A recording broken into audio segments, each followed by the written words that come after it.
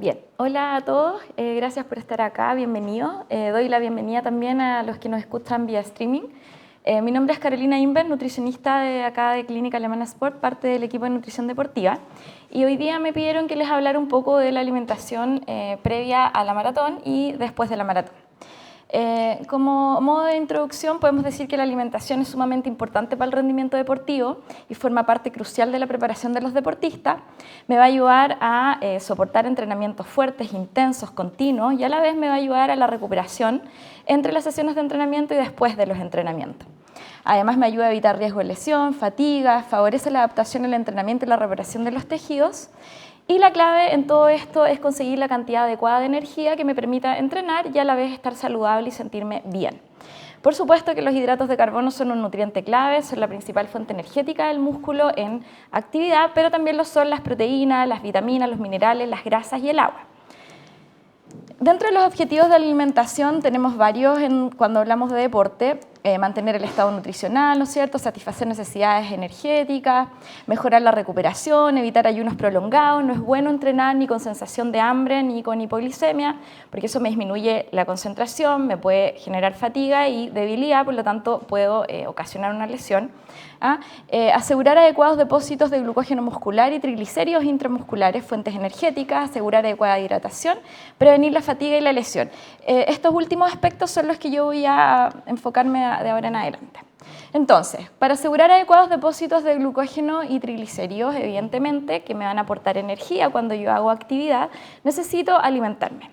Me necesito alimentar y esa alimentación tiene que ser en base a hidratos de carbono, alimentos que me aporten hidratos de carbono, en una determinada cantidad y de acuerdo a un determinado tipo de alimentos. Entonces, esta cantidad va a depender de la carga de entrenamiento. Toda vez que yo me encuentre en entrenamientos de ligera o moderada intensidad, yo voy a necesitar una cantidad de 3 a 5, incluso hasta 6 gramos de hidrato de carbono por kilogramo, que los voy a entregar a partir de hidratos de carbono complejos, que son los alimentos que uno habitualmente recomienda en la alimentación habitual, que son aquellos que me generan menos calorías, pero que además me entregan una energía más duradera, me permiten realizar todas mis actividades, además de cargar mi glucógeno muscular. Cuando yo me encuentro frente a actividades ya de mayor intensidad o de muy alta intensidad, yo voy a necesitar aumentar esta ingesta de hidrato de carbono, pudiendo ser de 7 a 10, incluso 12 gramos por kilogramo. Y en este tipo voy a necesitar incluir alimentos que me aporten hidratos de carbono simples, que no son los que nosotros recomendamos habitualmente en la dieta. De hecho, estos hidratos de carbono deberían formar parte de menos del 10% de la ingesta habitual, pero sin embargo, en estas oportunidades a mí me sirven porque me generan glucosa rápida, me generan mayor liberación de insulina y por ende me cargan más mi músculo. Por lo tanto, son alimentos que tenemos que considerar. Bueno, hasta acá hemos hablado de alimentos que me aportan hidratos de carbono, pero haciendo una revisión rápida de lo que son los hidratos de carbono es importante entenderlo. Ustedes los pueden encontrar como carbohidrato, hidrato de carbono, glúcido, sacario, azúcar, de distintos nombres. Básicamente son moléculas compuestas por carbono, hidrógeno, oxígeno, que son muy abundantes en la naturaleza y que su principal función es aportar energía. De hecho, un gramo de hidrato de carbono me aporta 4 kilocalorías y están presentes tanto en el reino animal, en forma de glucógeno, ¿no es cierto?, que se almacena principalmente en el músculo y en el hígado, y en el reino vegetal como almidón. ¿Cómo se clasifican estos hidratos de carbono? Bueno, se clasifican de acuerdo a la complejidad de su estructura. Nosotros podemos tener acá hidratos de carbono, los monosacáridos, que el más conocido es la glucosa, ¿no es cierto?, que es la que se encuentra en nuestra sangre dando vuelta, que es la que nosotros evaluamos cuando pedimos exámenes. Después tenemos los disacáridos, que son moléculas un poquito más complejas, que están constituidas por 2 unidades de glucosa, ¿no es cierto?, y ahí nosotros encontramos la sacarosa o el azúcar de mesa. Y después, por último, tenemos los polisacáridos, donde encontramos el almidón, que está presente mayormente en el mundo vegetal, y el glucógeno, que está presente en los animales y en los hongos. Estos dos primeros, digamos, hidratos de carbono pasarían a constituir lo que nosotros llamamos hidratos de carbono simple, que desde el punto de vista nutricional son moléculas poco densas, desde el punto de vista nutricional, en el sentido que solo me aportan energía, no me aportan otro tipo de nutrientes, no me aportan vitaminas, no me aportan minerales, no me aportan fibra. Por lo tanto, como les decía anteriormente, no son los que nosotros recomendamos de consumo habitual. Estos de acá abajo pasan a constituir lo que nosotros llamamos hidrato de carbono complejo, que desde el punto de vista nutricional son más densos, me aportan otros nutrientes, me aportan vitaminas, minerales, fibra, y son los que deberían constituir la alimentación habitual, ¿no es cierto? Más del 60% de la energía del día, ojalá cubrirla con este tipo de hidratos de carbono, que se encuentran principalmente en el arroz, en el maíz, en el trigo, bueno, y en la avena también. Entonces, si nosotros queremos una clasificación un poquito más específica, tenemos que dentro de los monosacáridos yo tengo la glucosa, que es el más conocido, pero también tengo la fructosa y la galactosa. Disacáridos tengo la sacarosa, que es el azúcar de mesa, la maltosa, que es el azúcar de la malta, y la lactosa, que es el azúcar de la leche. Y yo aquí les quise colocar esta otra clasificación, que son oligosacáridos, son moléculas un poquito más grandes, van de 2 a 10 unidades de glucosa, y el almidón, que ya es un polisacárido, mucho más de 10 unidades de glucosa, y dentro de los polisacáridos el almidón, como les comentaba anteriormente, que forma parte del reino vegetal y que está constituido por 2 submoléculas, amilopectina y amilosa. ¿Por qué se los coloco?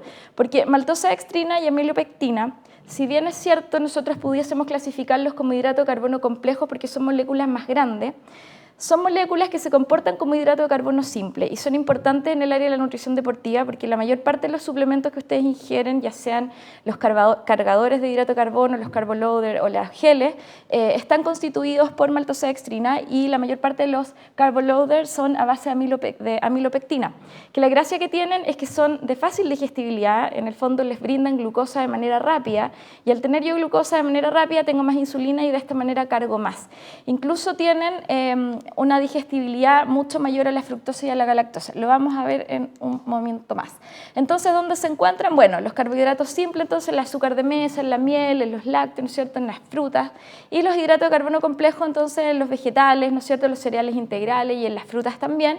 Recuerden que son los carbohidratos complejos los que nosotros debemos privilegiar en nuestro día a día.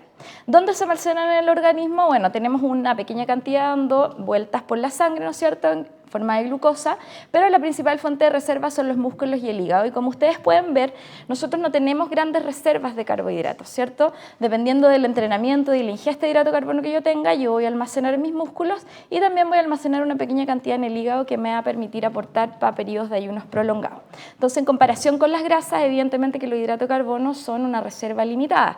Sin embargo, cuando yo estoy hablando de deporte, cuando yo quiero competir, cuando yo quiero lograr mi objetivo, correr más rápido o entrenar de manera más intensa, evidentemente que necesito hidratos de carbono y por lo tanto necesito tener esta energía disponible para el deporte, es decir, conseguir adecuados depósitos de glucógeno. Las funciones, principal fuente de energía, yo ya se los comentaba de los hidratos de carbono, las reservas son limitadas si los comparamos con las grasas, ¿no es cierto? Tengo que mantener cierta oxidación durante el ejercicio porque la principal fuente de energía al músculo y al cerebro son los hidratos de carbono, ¿no es cierto? Y participan en la hidratación. Y esto es muy importante porque hoy en día la hidratación puede ser considerada y es considerada como una ayuda ergogénica más. Es decir, si yo llego a una competencia o un entrenamiento bien hidratado, tengo la mitad de la pega hecha. Por lo tanto, es importante, me ayudan a la hidratación. Cada gramo de glucosa que yo almaceno como glucógeno se almacena con agua, por lo tanto, me permite tener mis músculos hidratados y aumentan el rendimiento. Y esto es tan cierto así que ¿qué se ha visto? Que 3 de cada 4 corredores disminuyen la velocidad de la carrera cuando ya nos vamos acercando al final de esta. Se ha visto que una baja disponibilidad de hidratos de carbono es la principal causa de fatiga y deshidratación. Se ha visto también que está muy relacionado con la temida pared, ¿no es cierto?, que se caracteriza además por dolor de cabeza, fatiga, náusea, falta de coordinación, debilidad, en general ganas de botar la competencia y terminar la carrera. Entonces, esto que en general ocurre en la milla 20 o en el kilómetro 32 está asociado a una baja disponibilidad de hidrato de carbono. Por lo tanto, parece lógico, ¿no es cierto?, que dentro de nuestras estrategias que nosotros vayamos a implementar para poder llevar a cabo una competencia, incluyamos estrategias nutricionales que nos ayuden a cubrir esta disponibilidad de hidrato de carbono, a tener más hidratos de carbono, a tener una cantidad de glucógeno mayor. Por lo tanto, en función de esto, ¿cómo debiese ser la alimentación durante la maratón o un evento de resistencia? En general va a depender de la fase donde nosotros nos encontremos. Si yo me encuentro en una fase de mantenimiento-descanso que no me voy a referir mucho, en el fondo lo que nosotros hacemos es reajustar las necesidades nutricionales, ¿no es cierto?, la ingesta de energía, proteínas, carbohidratos, a la situación actual, que probablemente va a ser de no entrenar, de estar de vacaciones o de no tener ninguna competencia prevista. Por lo tanto, yo reajusto las necesidades energéticas. Pero si estoy en la fase de preparación o en la competencia o en la fase de recuperación, entonces hay estrategias y aspectos que nosotros podemos abarcar de manera distinta. Entonces, en la fase de preparación o entrenamiento, esta es la fase en la cual yo me tengo que asegurar de potenciar todos aquellos factores que me ayudan a mejorar mi rendimiento. Y esos factores que me ayudan a mejorar mi rendimiento son disponibilidad de hidrato de carbono e hidratación. Por lo tanto, yo es aquí, en esta fase donde estoy entrenando, cuando me estoy preparando, en donde tengo que asegurar la mayor cantidad de reservas de glucógeno hepático y de glucógeno muscular. Por lo tanto, es acá donde yo tengo que ingerir de manera importante hidratos de carbono, pero hidratos de carbono de acuerdo a mi nivel de entrenamiento. Si yo tengo un entrenamiento intenso, voy a necesitar más hidrato de carbono, como ustedes lo pueden ver en esta diapositiva. Si yo tengo un entrenamiento más moderado, más leve, obviamente que puedo disminuir esa ingesta de hidrato de carbono. Puedo ciclar los hidratos de carbono y puedo utilizar estrategias que me permitan rendir y generar mayor resistencia, que es lo que finalmente andamos buscando. Por lo tanto, hidratos de carbono fundamentales, ¿ya? También es la hidratación. En este periodo también es importante mantenerme hidratado. La hidratación debería ir de la mano con las kilocalorías que ustedes gastan, además de las kilocalorías que ustedes consumen. Es decir, si yo tengo una dieta de 2000 kilocalorías, debería tratar de hidratarme con eso al día. Y si en el deporte gasto 500 en cada entrenamiento, debería sumar eso a mi hidratación habitual. Sumamente importante porque, como ya les decía, la hidratación es una ayuda ergogénica súper importante. Aquí es donde entra la carga de hidrato de carbono, que es conocida por todos, que en el fondo todos hablamos de ella, pero ¿qué es efectivamente una carga de hidrato de carbono? Bueno, primero que nada es una estrategia nutricional, de tiempo variable, puede ir de 24 a 48 horas, que me ayuda a terminar un evento deportivo en las mejores condiciones. La idea es que yo termine un evento de manera buena y no odiando el evento, ¿no es cierto? Entonces, las mejores condiciones de acuerdo a mis objetivos planteados y entrenamientos realizados. Y aquí es donde quiero detenerme en decirles que la carga de hidrato de carbono no sirve en todos los deportes, ni sirve en todos los deportistas, porque hay deportes que utilizan vías energéticas distintas. Es distinto si yo soy un deportista entrenado a un deportista principiante o a un deportista no muy bien entrenado. Hay factores que influyen en la carga de hidrato de carbono, ¿de acuerdo? Entonces, mejora el rendimiento atenuando la disminución de la velocidad en las etapas finales de la maratón. Por lo tanto, es sumamente importante para yo poder mantener mi ritmo. ¿Funciona? Esa es la pregunta. Bueno, y la respuesta es claramente que funciona, pudiendo llegar a aumentar hasta un 20% la resistencia y hasta en un 2 o 3% la velocidad, es decir, yo podría correr más y correr más rápido. ¿Y cómo se vio que funcionaba? Bueno, estos estudios que son antiguos, son del año 60, los años 67 en realidad, en donde se estudiaron distintos tipos de deportistas, unos que tenían una baja ingesta de hidrato de carbono, otros que tenían moderado y otro alta. ¿Y qué es lo que se vio? Se vio que aquellos que tenían baja o moderada ingesta de hidrato de carbono podían realizar menos tiempo de ejercicio versus los que tenían una dieta alta en hidrato de carbono. Pero no fue sino hasta en los años 60, en donde se empezaron a estudiar a los deportistas con biopsia muscular, ¿no es cierto?, es donde se relacionó esta ingesta de hidrato de carbono con el glucógeno. Entonces se determinó que era el glucógeno, que mientras más glucógeno yo tenía, entonces mejor era mi rendimiento. ¿De acuerdo? Entonces, lo que ya les decía, dietas altas en hidrato de carbono me generan un mayor glucógeno muscular y por lo tanto yo voy a tener un mayor rendimiento. Pero como les decía anteriormente, no funcionan todos los deportistas ni en todos los deportes, hay deportes que usan vías energéticas distintas y si nosotros comparamos tres tipos de deportistas, uno desentrenado, uno entrenado moderadamente y uno muy entrenado y que ingiere una cantidad adecuada de hidrato de carbono, podemos observar que el desentrenado no carga mucho frente a una dieta alta en hidrato de carbono, mientras que el entrenado carga y el más entrenado carga más, ¿de acuerdo? ¿Cuándo funciona? Yo les decía que no funcionan todos los deportes, pero sí funcionan los eventos de resistencia que duran más de 75 o 90 minutos. Funciona también en aquellas personas que tienen una baja ingesta de hidrato de carbono en su alimentación habitual, que no consumen más de 7 gramos de hidrato de carbono por kilogramo, y funciona también en todas aquellas personas que no toleran la ingesta de hidrato de carbono en los suplementos deportivos en base a hidrato de carbono durante las competencias. No presenta contraindicaciones, salvo si yo tengo una diabetes descompensada o una hipertriglicemia. Por lo tanto, los hidratos de carbono son nutrientes importantes cuando se quiere ir rápido y lejos. Sin embargo, como ya les mencionaba, las reservas son limitadas y por lo tanto tenemos que asegurarnos de tener unas buenas reservas y consumir antes, durante y después de la carrera. ¿Cómo yo hago esta carga de hidrato de carbono? Antes de hablar de las técnicas de carga de hidrato de carbono, tenemos que hablar primero del fenómeno de supercompensación, que no es nada más ni nada menos que el vaciamiento de mis reservas de glucógeno a través de un entrenamiento intenso y luego la repleción de esas reservas con una dieta alta en hidrato de carbono. Con eso yo logro la supercompensación. Y de acuerdo a esta teoría, entonces surgen las técnicas de carga de hidrato de carbono, que está la técnica o el protocolo clásico que se empleó en los años 70, que luego se modificó y que es el que usamos hoy en la actualidad. Bueno, el protocolo clásico, voy a saltarme eso, voy a mostrarlo acá, no es más que la semana antes de una maratón, promover esta depleción de las reservas de glucógeno con un entrenamiento intenso asociado a una baja ingesta de hidrato de carbono. Entreno intenso, consumo poco hidratos de carbono y luego no entreno hasta el día de la maratón, y en la medida que me voy acercando 3 días antes aumento de manera importante la ingesta de hidrato de carbono.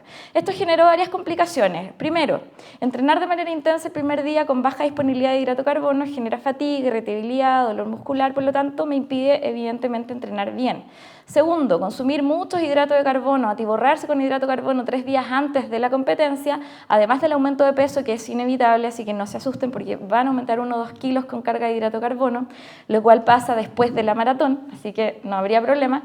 Genera agotamiento, distrés gástrico, diarrea, náuseas, malestar. Por lo tanto, este protocolo en realidad ya no se usa tanto y se modificó, y lo que se hace ahora es que la semana previa a la maratón se entrena de igual manera. Se entrena de manera intensa, se va a manera moderada y se va bajando la intensidad hasta llegar el día de la maratón, pero se entrena con una cantidad moderada de hidrato de carbono y los 3 días antes de la competencia se aumenta a una cantidad mayor, que puede ir de 7 a 10 gramos o de 7 a 12 gramos dependiendo de la duración del evento. Bien. Otra cosa que es interesante que ustedes tengan en consideración y que obviamente carga también hidrato de carbono es el tapering, o la fase en la cual uno disminuye el entrenamiento previo a la competencia. Si ustedes pueden ver acá, esto es el entrenamiento de un atleta profesional de elite que corrió la maratón y la corrió en 2 horas 17. Entonces podemos ver que en el periodo previo, en las semanas previas al evento competitivo, él en promedio corre 190 kilómetros a la semana, 230, y la semana previa a la maratón disminuye a 100. Eso genera que el glucógeno que yo tenía para entrenar y que no usé esté presente. Y por lo tanto, ese glucógeno frente a la carga me va a sumar más. Por lo tanto, en el fondo es una ayuda el disminuir el entrenamiento. En términos de glucógeno, es más glucógeno guardado, yo estoy ahorrando ahí.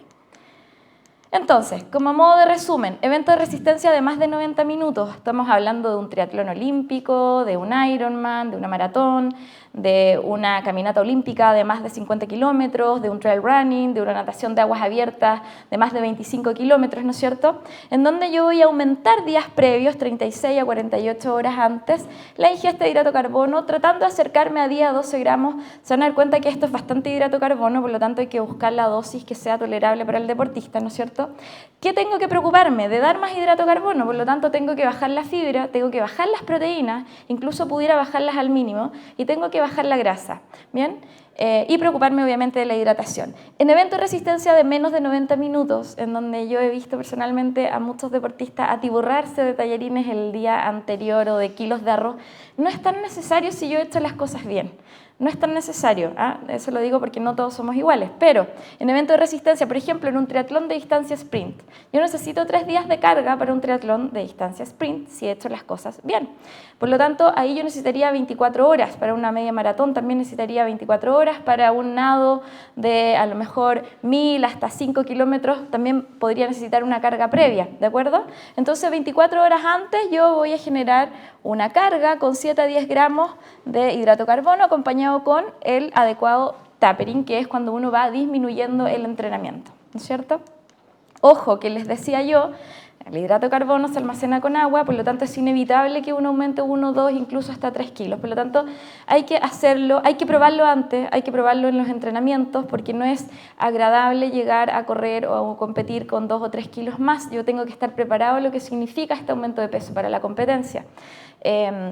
Puede generar náuseas, puede generar trastornos gastrointestinales, sobre todo en mujeres que llevan dietas bajas en hidrato de carbono, que es donde también es más funcional la carga. Sin embargo, es bueno que ustedes lo hagan y que lo incluyan cuando tienen entrenamientos largos, porque de esa manera están entrenando el intestino a soportar una carga mayor de hidratos de carbono, para que cuando efectivamente tengan que hacer este protocolo de carga, entonces ya no sea tan terrible.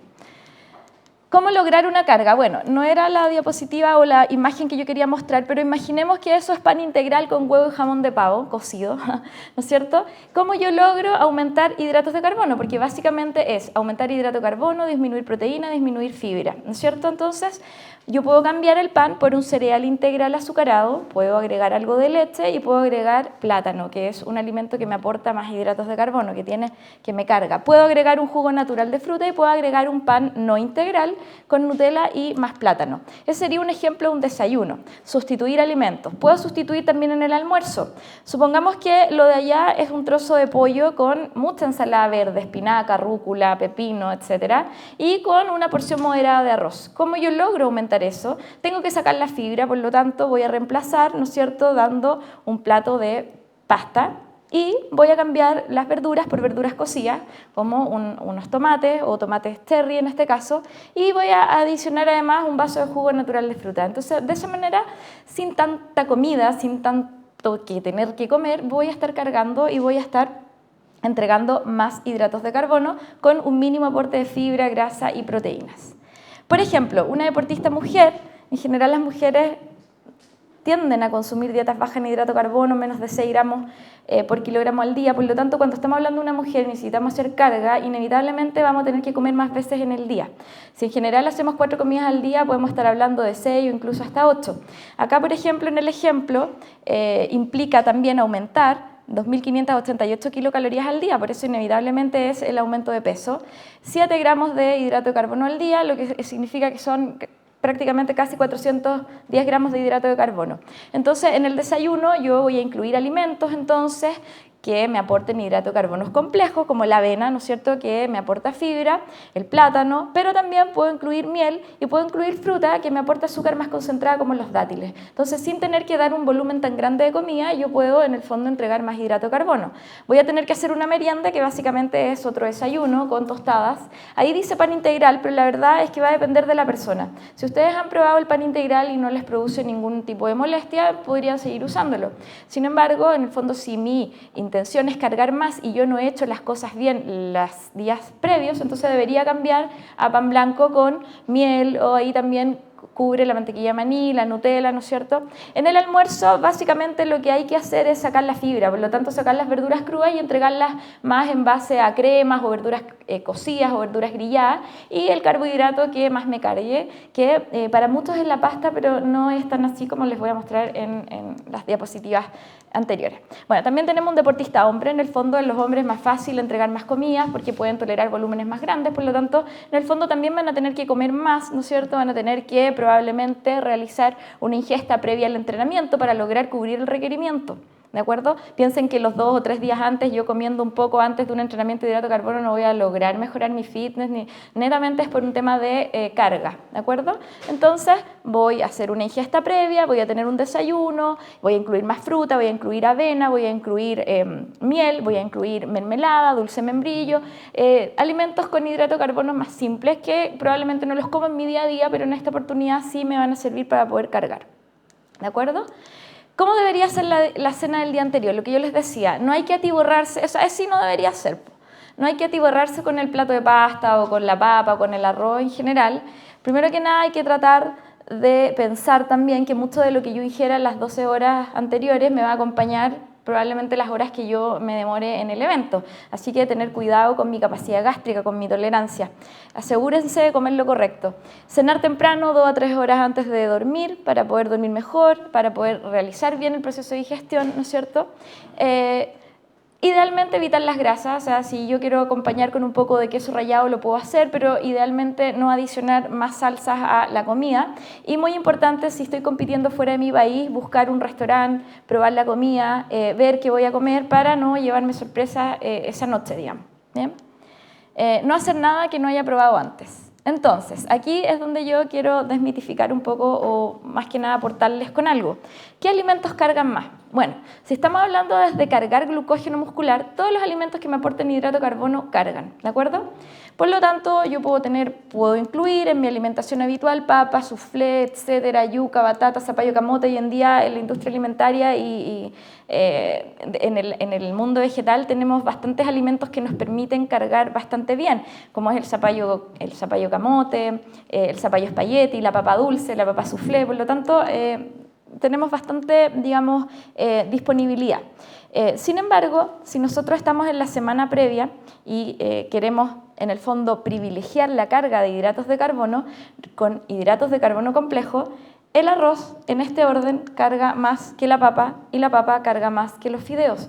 Porque a todo el mundo los veo comer antes de una competencia de mountain bike, la tallarinata, que está bien porque es un alimento, digamos, ya como de Vox Populi, pero el arroz, la papa, tienen este componente que yo le hablaba en un principio, que es la amilopectina, y tiene en un 84% más amilopectina que lo que tiene la pasta. Por lo tanto, si yo quiero asegurar y cargar bien y no he hecho las cosas bien anteriormente, en este caso el arroz, la papa y la papa dulce serían los 3 alimentos que yo debería incluir, almuerzo y cena, en los 3 días previos a la competencia, ¿ya? Aunque también puedo incluir hidratos de carbono simple. ¿Y por qué les pongo esta diapositiva? Porque hay muchas personas, hombres y mujeres, que no pueden consumir grandes volúmenes de alimentos. Entonces, estos alimentos me aportan más hidrato de carbono, más concentrado, me elevan más la glicemia, me secretan más insulina y por lo tanto me cargan más rápido. Entonces, yo los pudiera incluir si es que mi capacidad gástrica no es la adecuada o si es que yo no estoy entrenado para comer una gran cantidad de hidrato de carbono. En el día de la competencia, entonces, es súper importante el desayuno, porque hay muchas personas que tienen el hábito de competir en ayunas o hacer las cosas en ayunas, pero cuando estamos hablando de una competencia, tengo que asegurar completar mis reservas de glucógeno y de hígado y hepático, mis reservas de glucógeno muscular y hepático. Por lo tanto, es importante el desayuno. Tengo que mantener la glicemia y la sensación de saciedad y mantener la hidratación. Por lo tanto, tomar desayuno me ayuda a hidratarme también. ¿De acuerdo? El desayuno debería ser 2 a 4 horas antes, como ya les decía, con una comida baja en grasa, moderada en proteínas, baja en fibra, ¿no es cierto? Alta en carbohidratos, con alimentos que me aporten carbohidratos, de índice glicémico alto moderado, idealmente 1 a 4 gramos por mi peso, ¿no es cierto?, bajar las proteínas y alimentos del gusto del deportista. Por ejemplo, acá podría ser lo que yo ya les mostraba, leche con cereal, con fruta, ¿no es cierto?, pan con jamón y yogur. Y en general, lo que yo coma va a depender del tiempo que tenga. Si yo tengo, en general, más tiempo para poder tomar un buen desayuno, voy a poder hacer un proceso de digestión adecuado, por lo tanto voy a poder incluir algo de proteína y quizás algo más de fibra. Por lo tanto, en ese caso yo podría incluir un sándwich quizás con jamón, una avena con leche, un yogur con cereal. Pero si mi tiempo es más limitado, evidentemente que voy a tener que concentrar más la carga del aporte de hidrato de carbono. Por lo tanto, ahí ya el pan no va a ser integral y no va a ser con jamón, sino va a ser con mermelada, con miel, con Nutella, como les mostraba en las diapositivas anteriores. Y si ya tengo muy poco tiempo, que es lo que veo a la mayoría a las partidas de las competencias, los geles o las gomitas, ¿no es cierto?, o las bebidas de hidratación, que ojo, tomar desayuno temprano está perfecto, me ayuda a mejorar, completar al máximo mis reservas de glucógeno, pero yo puedo continuar cargando con bebida de hidratación hasta el momento del inicio de la competencia. Ahí no habría ningún problema en hacerlo. Y de hecho, además me ayuda a llegar más hidratado, porque la mayoría de las bebidas de hidratación tienen sodio y el sodio me ayuda a retener agua. Por lo tanto, si yo me doy el tiempo y hago las cosas bien, 3-4 horas antes tomo un desayuno bueno y continúo cargándome con bebida de hidratación, voy a llegar sumamente bien al inicio de la competencia. No necesito el gel, no necesito la comida, no necesitaría lo que veo que algunos hacemos al inicio. Bueno, ejemplos de desayuno ya se los he comentado, va a depender del tiempo, si incluyo o no incluyo proteínas, si incluyo o no incluyo algo más de fibra. Si no puedo tolerar una gran cantidad de alimentos, tengo estos alimentos que me aportan hidrato de carbono simple, que los dejamos para estas situaciones, no para el día a día, ¿no es cierto? El Bagel, por ejemplo, me aporta mucho más que una leche con avena, entonces es un alimento, una dona, por ejemplo, también me aporta más, unos waffles con jarabe o con miel también, entonces si yo no puedo comer mucho, tengo estas opciones que no las voy a usar en mi día a día, por supuesto, porque claramente me van a entorpecer mi composición corporal, pero sí 3 días antes no habría ningún problema. Y también, por supuesto, para completar esta carga, los suplementos deportivos en base a bebidas, gel, gomita o estas waffles que encontré ahora hace poco. Durante la competencia, entonces, bebidas isotónicas, ¿no es cierto? Es súper importante que cada tiempo, cada 15 o 20 minutos te deshidraten, que saquen la manito y reciban el vasito de agua o de isotónica, porque la hidratación es sumamente importante para poder terminar la competencia. Geles cada 30 o 40 minutos. ¿Cuáles mezclas son las más indicadas? Bueno, lo vamos a ver, pero las frutas también me ayudan. Dulces, gomitas, fruyelé. Las mezclas de glucosa, sacarosa, maltosa, dextrina, en ese orden, cuando voy a comprar un gel, son las que más me cargan y las que menos distrés gastrointestinal me producen. La maltosa dextrina, que la venden en la farmacia, de hecho la maltosa dextrina se usa mucho en clínica, en nutrición clínica, también me sirve. El problema es que los carbo loaders son más indicados en el ciclismo porque es más fácil que yo lo pueda echar a la caramayola, mientras que en el trote es bien complicado que yo vaya con agua y maltosa dextrina o algún otro carbo loader. La idea es que yo corra tranquilo, que corra bien, que corra cómodo. Fructosa también puede estar adicionada en la mezcla de geles, pero hay que tener cuidado porque la fructosa produce trastorno gastrointestinal y lo voy a explicar enseguida. Esto es básicamente líquidos sólidos del gusto del deportista. Lo ideal es lograr 30 a 60 gramos de hidratos de carbono por hora de competencia. Entonces, durante la competencia, rapidito, yo voy a ingerir alimento evidentemente porque mis reservas de glucógeno se van a ir vaciando y esos alimentos tengo que tener cuidado con el vaciamiento gástrico porque lo que carga el músculo es glucosa, no es maltosa dextrina, no es amilopectina, lo que pasa para dentro del músculo es glucosa, por lo tanto todo lo otro tiene que transformarse a glucosa para que mi músculo lo pueda absorber. Por lo tanto, tengo que buscar esas mezclas que me ayuden a lo que les he estado comentando. Ya pasa que la glucosa se absorbe por un transportador junto con la galactosa, que son monosacáridos, o sea, moléculas chicas de fácil absorción. ¿De acuerdo? La fructosa se absorbe por otro transportador, pero finalmente para que pase y para que llegue al músculo tiene que llegar glucosa. La fructosa y la galactosa tienen que pasar por el hígado para que se puedan transformar en glucosa, mientras que la maltosa dextrina, la sacarosa, la glucosa, la dextrosa en el fondo pasa mucho más rápido. Por lo tanto, en el fondo esas son las mezclas que ustedes deberían tratar de buscar. Ojo con comer mucho, ojo con meterme durante la carrera algún alimento que me aporte más de 60 gramos de hidrato de carbono en base a un solo hidrato de carbono. Por ejemplo, a lo mejor mucho dulce que tenga básicamente solo azúcar. ¿Por qué? Porque este transportador se satura y se satura con 60 gramos por hora. Por lo tanto, ¿cuál es la recomendación? Que ustedes busquen suplementos, geles, bebidas que tengan mezclas de hidratos de carbono, que mezclen idealmente glucosa, fructosa, maltosa dextrina o glucosa, sacarosa, fructosa, maltosa dextrina, y la amilopectina en general se usa más en los carbo loaders, no nos van a encontrar en los geles ni lo van a encontrar en las bebidas de hidratación, por lo menos hasta lo que yo he revisado de lo que hay disponible. Por lo tanto, la idea es que ustedes busquen mezclas glucosa, fructosa, 60, 30 o 12:1, lo van a ver muy en común, 12:1 de esto con esto. Esto sería la mejor opción para asegurarme de oxidar más hidratos de carbono y de no entorpecer el paso de estos hidratos de carbono a mi músculo, porque si yo lo hago voy a generar todas estas molestias gastrointestinales. Se va a quedar más en mi estómago, va a demorar más el vaciado gástrico y evidentemente que voy a generar todo un trastorno que me va a perjudicar. ¿De acuerdo? Eso es lo que ya les comentaba. Y aquí súper importante, voy a ir rápido porque sé que estoy atrasada, pero siempre después de la competencia yo tengo que cubrir 4 R's, que son restaurar, reponer, repletar y en este caso es relajarme o en el fondo descansar. Siempre y en general uno tiene muy consciente el tema de la proteína, que es importante reponer proteína, porque la proteína es un nutriente sumamente importante, me ayuda a reparar, a reponer, etc. Y nos olvidamos un poco del glucógeno muscular. Y yo aquí quiero en el fondo enfocarme más que nada en eso, porque resulta que la proteína, siempre se habló de la ventana anabólica, pero la verdad es que uno la proteína la puede reponer a lo largo de 24 horas y al día siguiente todavía yo podría cubrir mi ingesta de proteína. Sin embargo, con el glucógeno no es así. El glucógeno, si yo no lo empiezo a reponer inmediatamente después de terminada la carrera, y si no lo hago antes de las 2 horas de terminado el evento, competencia o entrenamiento, ese glucógeno ya no llega a su 100. Por lo tanto, yo la actividad que tenga consecuentemente a esa competencia la voy a partir con la mitad de mis reservas de glucógeno.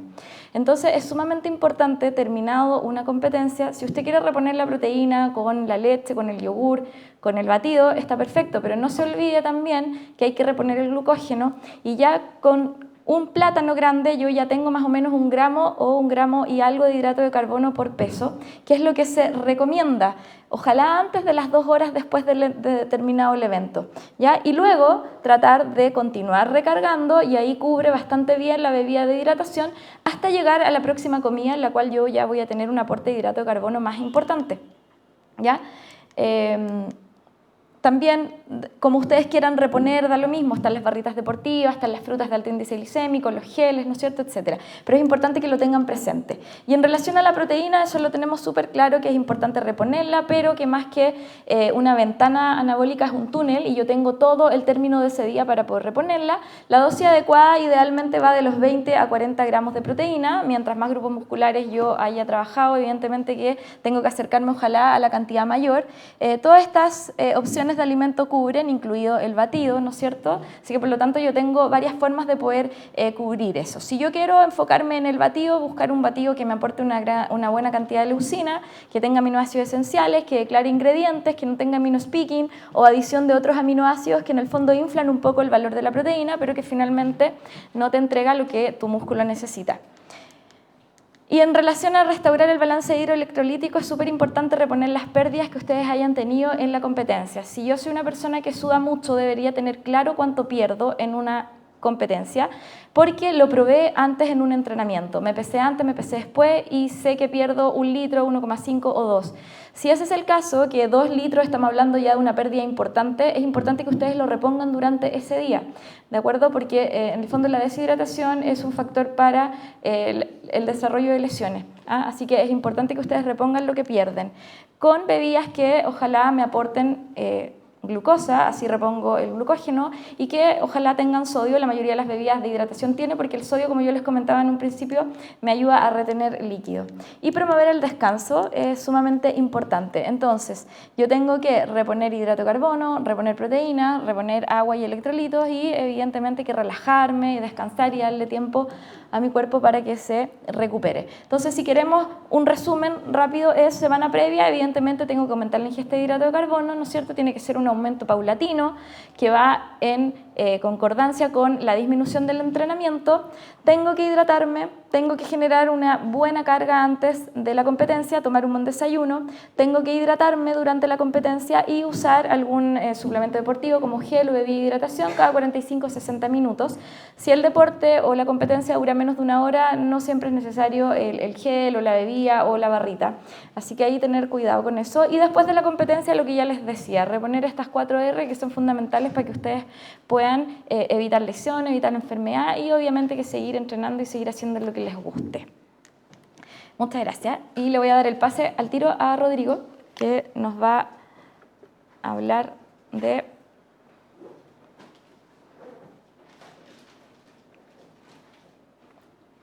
eso, de mi estado físico.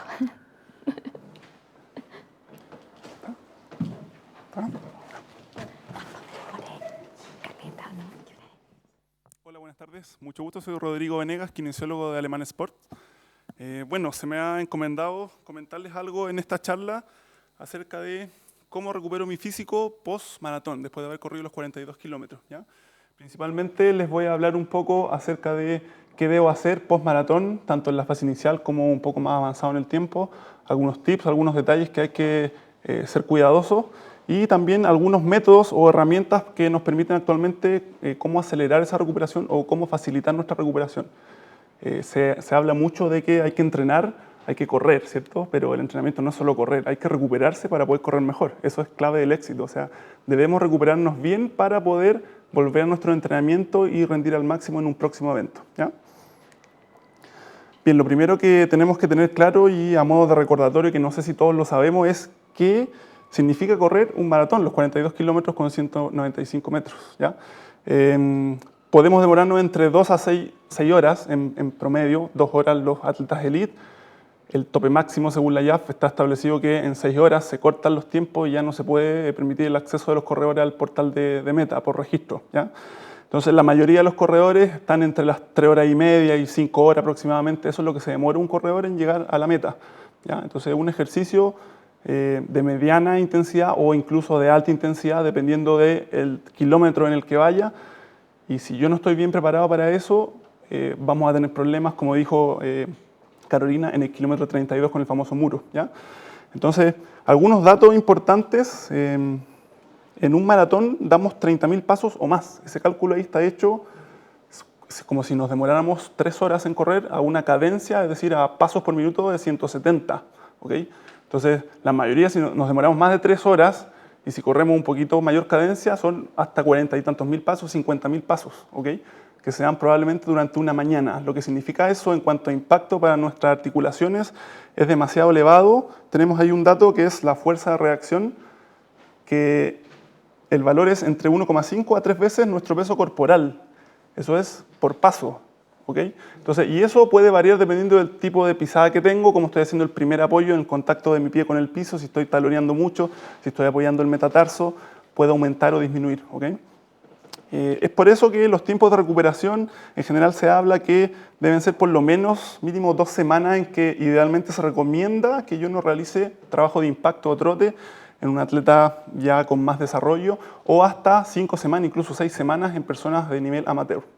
Entonces ahí se sugiere que la recuperación que nosotros debemos realizar tiene que ser un trabajo, ojalá sin impacto, ojalá no correr, puede ser trabajo aeróbico, ya sea en bicicleta, puede ser trabajo de natación, elíptica, cosas que den prioridad a no tener impacto, dado que tenemos una sobrecarga que nos está afectando nuestros tendones y nuestras articulaciones. ¿Ya?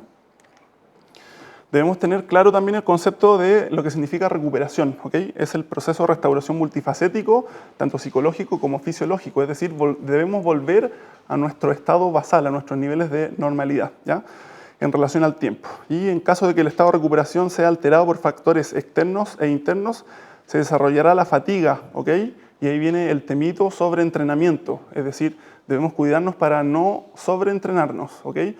Hay ciertos signos y síntomas que nos indican que estamos sobreentrenados. Por ejemplo, como tener un cansancio extremo, estar de mal humor, sentirnos con ansiedad, tener cefaleas continuas. Hay veces que estamos en entrenamiento y me empiezo a fatigar mucho más rápido de lo normal. O un atleta dice, es que hoy día anduve cortado y me siento mal y no me está saliendo el entrenamiento. ¿Ya? Eso es muy común escucharlo y hay veces que no logramos identificar bien si estoy sobreentrenado o no. ¿Ya? Hay una serie de factores que debemos tener presente a la hora de recuperarnos de un maratón. Por ejemplo, el sueño, la alimentación, que ya nos habló Carolina, la hidratación. Debemos comenzar a hidratarnos desde el momento en que llegamos a la meta, debe comenzar nuestra rehidratación. ¿Ya? Niveles de estrés también influyen. Cambian los niveles de cortisol a nivel sanguíneo, una hormona. ¿Okay? La edad, hay personas que son los más jóvenes en general, se recuperan mucho más rápido, calidad de los tejidos de mucho mejor nivel. ¿Okay? Hay distintos métodos de recuperación o herramientas de recuperación que lo vamos a ver ahora más adelante, que nos pueden ayudar y nos facilitan el cómo volver a nuestro mejor rendimiento. Tenemos un factor genético, hay personas que tienden a tener un mejor metabolismo y se recuperan más rápido que otras habiendo hecho un mismo estímulo. ¿Ya? Y tenemos también la ocupación que puede influir, o sea, no es lo mismo haber corrido 42 kilómetros y tener que ir a trabajar al día lunes siguiente y trabajo en terreno o con maquinaria en que tengo que moverme mucho, hacer mucha fuerza. ¿Okay? Entonces ahí viene todo el problema de la fatiga y de que no me siento bien, no me estoy recuperando ya, partí recuperándome mal. ¿Okay? Tenemos ciertos medidores a nivel de sangre, como lo son el lactato en sangre, la creatinquinasa.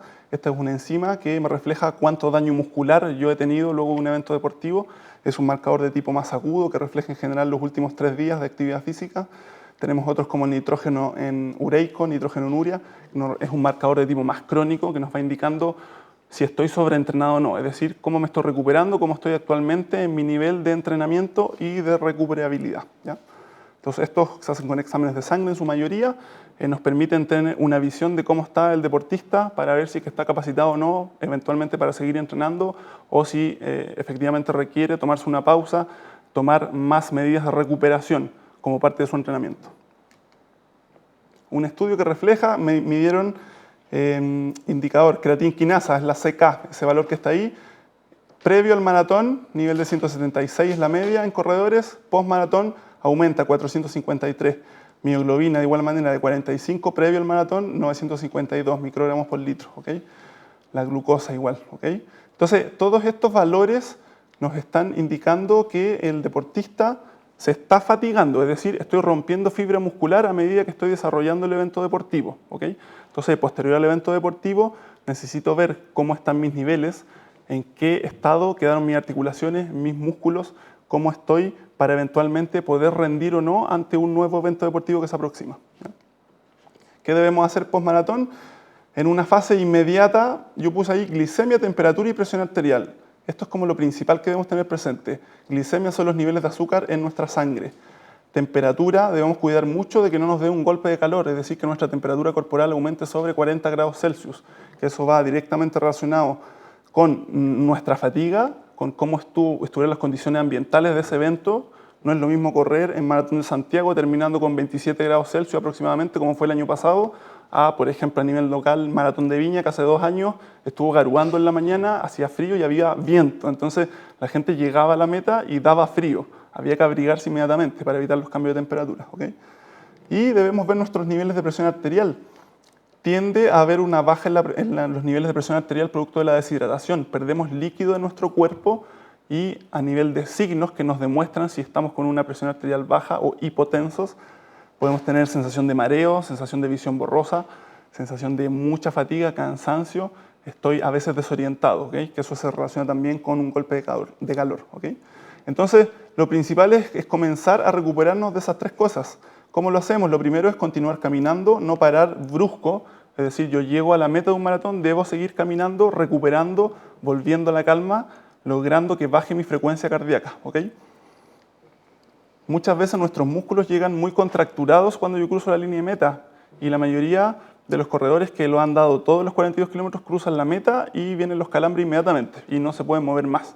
Entonces eso pasa por la fatiga que uno tiene. ¿Okay? Entonces se recomienda siempre seguir caminando aunque sea muy suave para lograr volver a la calma, bajar la frecuencia cardíaca y poder así no acalambrarme inmediatamente y eventualmente comenzar con estiramientos muy suaves después. ¿Ya?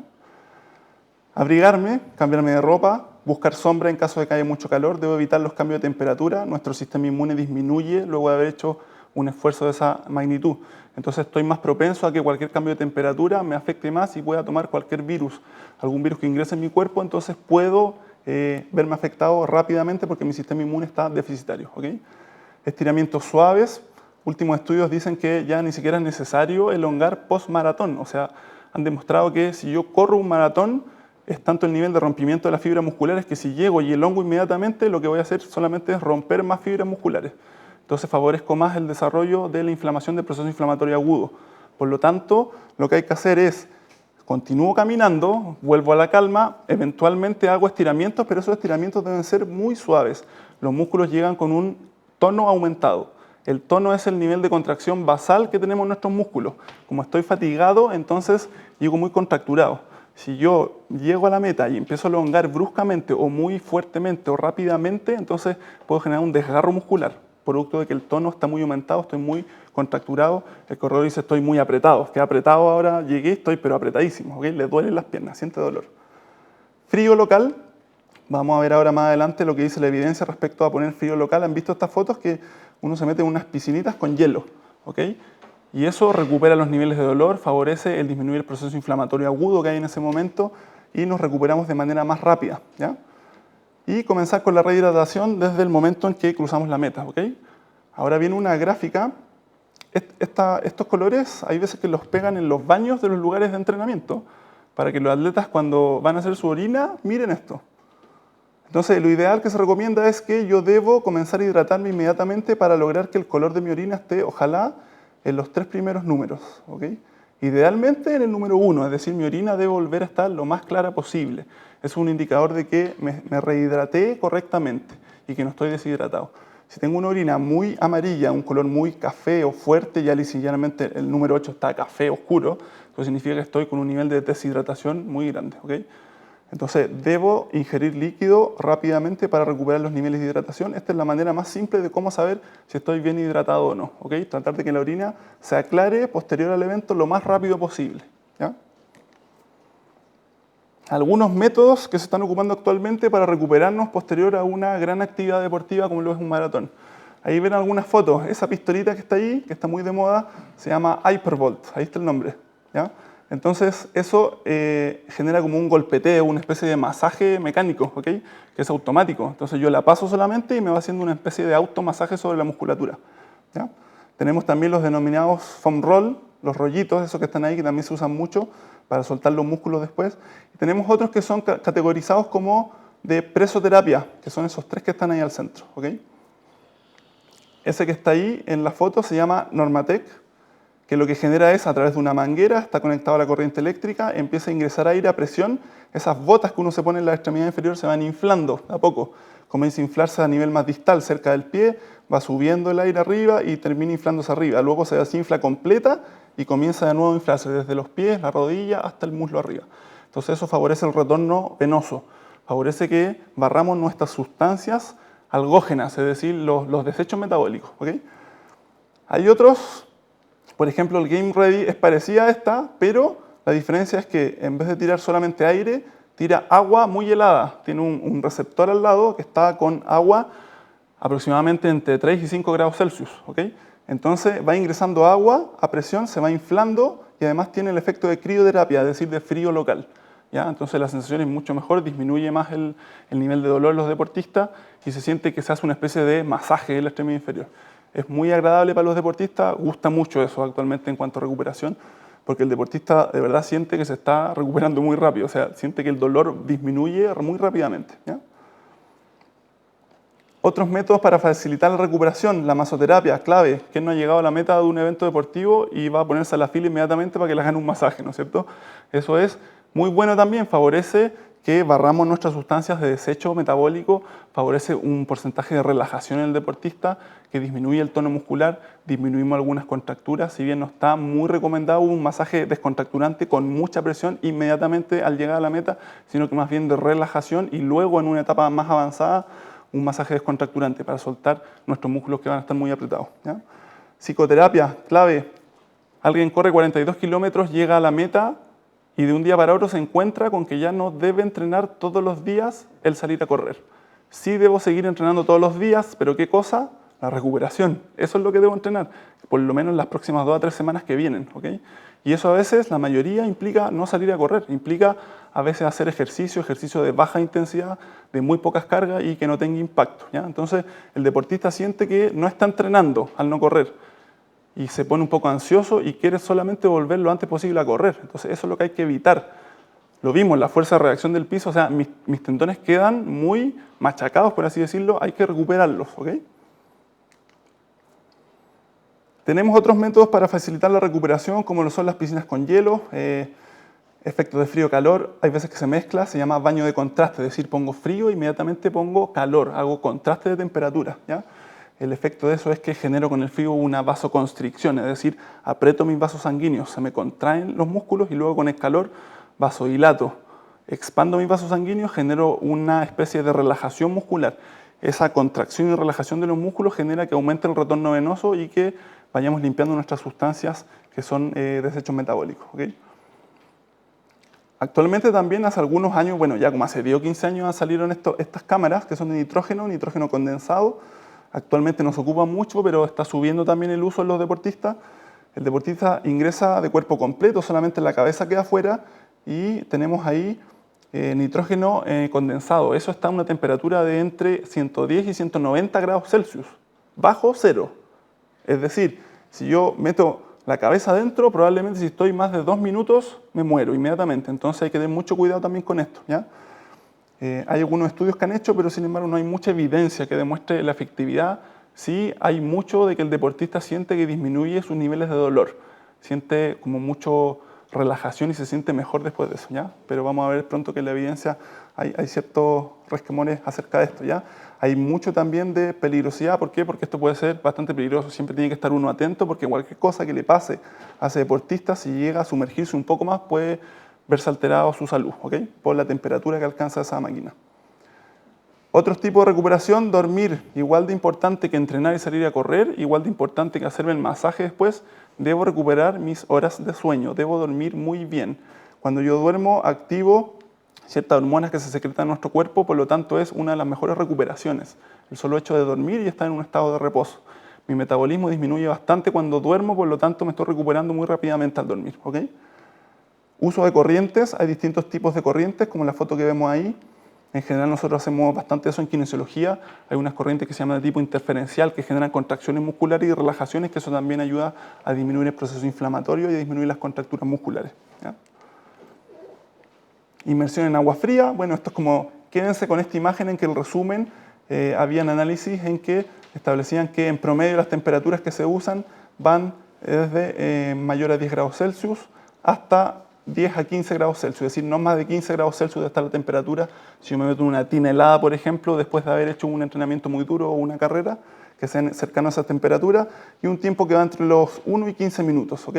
Puede ser inmersión simple, es decir, solo una extremidad, las dos extremidades, o completa, el cuerpo completo desde el cuello hacia abajo, ¿ya? ¿Cuál es el fundamento de esto? Porque sirve, genera una vasoconstricción, un efecto analgésico y antiinflamatorio. Es frío local en el fondo, ¿ya? Un poco de evidencia, han hecho hartos estudios de esto. Esos que están con línea roja, que son todos los que están aquí, fueron los que no tuvieron cambio estadísticamente significativo. Es decir, por ejemplo, el primero estaba en una aplicación, una inmersión de 12 minutos con agua fría a 15 grados Celsius, ¿ok? Y veían todos esos marcadores que hay ahí, los niveles de creatinquinasa, la circunferencia del muslo, la fuerza muscular, el dolor muscular y el rango de movimiento, ¿ya? No hubieron cambios estadísticamente significativos. Si bien algunos deportistas reconocían que mejoraban sus niveles de dolor, los cambios no eran estadísticamente significativos, ¿okay? En uno de los estudios que se revisó en este review, ¿ya? Otros, 10 minutos de inmersión a 10 grados Celsius, ¿ok? Era un grupo control de 9 sujetos, 9 maratonistas, evaluaron esos factores, tampoco, sin cambio estadísticamente significativo, ¿ok? 5 repeticiones de 20 minutos de inmersión a 5 grados Celsius, es decir, eso es agua más helada, ¿ok? Tampoco, sin cambio estadísticamente significativo. 12 minutos de agua helada a 15 grados Celsius. Lo aplicaron inmediatamente después del ejercicio, después a las 24 horas, a las 48 horas, a las 72 horas, tampoco, sin cambio estadísticamente significativo, ¿ok? Vamos a ver algunos que sí tuvieron cambio estadísticamente significativo. Miren, el que está con línea azul. 2 repeticiones de 15 minutos a 15 grados Celsius, ¿ok? Lo aplicaron inmediatamente post ejercicio, a las 4 horas, a las 8 horas, 24 horas después del ejercicio, ¿ok? Y sí tuvo cambio estadísticamente significativo en la mayoría de los indicadores que evaluaron, es decir, los niveles de creatinquinasa post ejercicio, la fuerza evocada a través de electroestimulación, el dolor muscular y la fuerza muscular. Y además también evaluaron el salto vertical, que eso evalúa en cierto modo la fuerza, ¿ok? Después, otros 10 minutos de inmersión en agua helada a 10 grados Celsius. También cambios estadísticamente significativos. Ahí lo aplicaron inmediatamente post ejercicio, una vez, de 10 minutos a 10 grados Celsius, ¿okay? Otro, hicieron 7 repeticiones de 15 minutos a 15 grados Celsius. Lo aplicaron inmediatamente después del ejercicio, a las 12 horas, 24, 36 y así sucesivamente hasta las 72 horas. Sí tuvo cambio estadísticamente significativo. Aquí también midieron el rango de movimiento, es decir, mejoró el rango de movimiento, ¿ok? Entonces, hay evidencia que dice que sirve, como otras que dice que no genera muchos cambios estadísticamente significativos, ¿ok? A modo de experiencia, no he corrido 42 kilómetros, he corrido solo de 21. Después me dediqué un poco más al triatlón. Sí disminuye harto el dolor, o sea, uno llega con las piernas muy fatigadas, uno se mete en inmersión de agua fría y alivia bastante. Ahora, ese efecto no dura eternamente, es momentáneo, ¿ok? Puede durar a lo mejor entre 20 minutos a una hora posterior y después durante el resto del día empieza a aumentar nuevamente, pero si uno siente alivio en cuanto a dolor muscular, por lo menos, ¿ya? Usted igual a lo mejor algunos tienen experiencia en eso, cada uno puede decir si le alivia o no, ¿ya? Otro estudio establecieron que la inmersión en agua fría tiene un mejor efecto que la recuperación pasiva. ¿Qué es la recuperación pasiva? Quedarme quieto sin hacer nada, es decir, no hacer, si yo hago ejercicio a bajas cargas, eso es recuperación activa, ¿ya? Si me dedico, por ejemplo, solo a dormir, eso es recuperación pasiva. Si no hago ejercicio y solo descanso, eso es recuperación pasiva, ¿ok? Entonces demostraron que el agua fría sí tiene más efecto en cuanto a los niveles de disminución de ciertos factores de metabolitos, de desecho del cuerpo, en la recuperación y del manejo del dolor, por ejemplo, ¿ya? Ocuparon temperaturas entre 11 y 15 grados Celsius y un tiempo de 11 a 15 minutos de inmersión, ¿ya? Terapia de contraste, el fundamento principal como les dije, la presión hidrostática que genera el agua ayuda al retorno venoso, favorecemos la flexibilidad muscular con el agua caliente y con el agua fría generamos una vasoconstricción que genera que aumente el sistema linfático y vamos disminuyendo todas nuestras sustancias algógenas, ¿ok? ¿Qué dice la existencia de la evidencia? no existe disminución de la temperatura corporal muscular con frío sobre la piel. Dice que alcanza solamente 1 centímetro de profundidad, ¿ya? Este estudio que analizaban ahí dice que a pesar de que yo me meto en frío, no traspaso tanto la capa de piel, ¿ok? Solamente el efecto de frío es 1 centímetro de profundidad, no más allá que eso. Entonces no hay mucho efecto, ¿ya? La recuperación del lactato no es mejor que el descanso completo y que la recuperación activa, es decir, aquí dice que la recuperación es mejor en cuanto a niveles de lactato en sangre, ¿ok?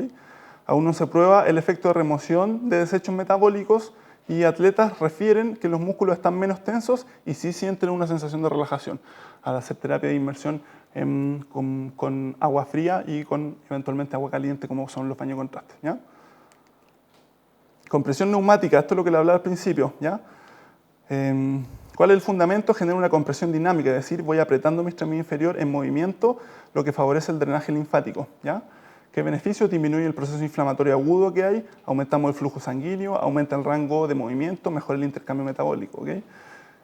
Esto también genera una sensación muy agradable en los deportistas, ¿ok? Relaja mucho, es una especie de masaje que estoy haciendo. Muchos se quedan dormidos, se ponen esas botas y aprovechan de descansar y se duermen.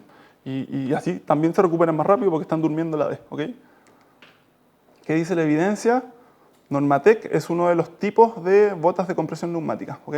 Hay varios tipos. Y dice que la Normatec, por ejemplo, sí disminuye efectivamente los niveles de lactato en sangre en relación a la recuperación pasiva. Es decir, que sería mejor que si yo me quedo quieto sin hacer nada. Si solo descanso y no hago ejercicio, ni me hago ninguna otra técnica o herramienta de recuperación, ¿ok? Foam roll. ¿Han visto estos rollitos, famosos rollitos de esponja que se están usando harto ahora?